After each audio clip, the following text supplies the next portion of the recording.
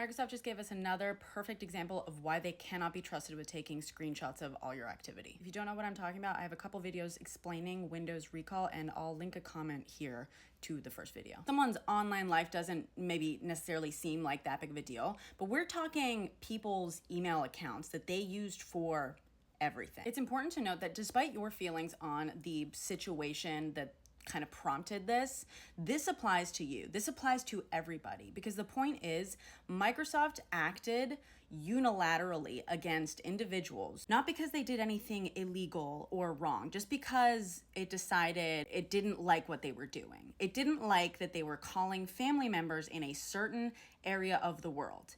That's it. These individuals were using Microsoft emails like Hotmail to use a Microsoft service, Skype, to make international calls at an affordable rate to family members. Obviously, there's difficulty getting internet in certain corners of the world right now, and international calls are expensive. So Skype helped fill that gap for a lot of people. Because Microsoft had control over those emails, it shut them down completely without any warning. Well, that may not seem like that big of a deal when you start to consider everything you use your email for. It starts to get pretty dire. These people didn't just lose decades worth of, emails, contacts, memories, but they've also lost access to things like bank accounts. Microsoft is a private company, so they can shut anyone's account down at any point for any reason. Like, they don't have to be credibly accused of or suspected of doing anything wrong whatsoever. Microsoft can just unilaterally just be like, nope, we don't like what you're doing. And in this case, they won't tell anyone what any of these people supposedly did wrong. All they keep saying is that blocking in Skype can occur in response to suspected fraudulent activity,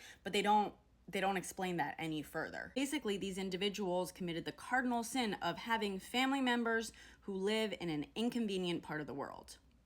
For the I have nothing to hide crowd, neither did they.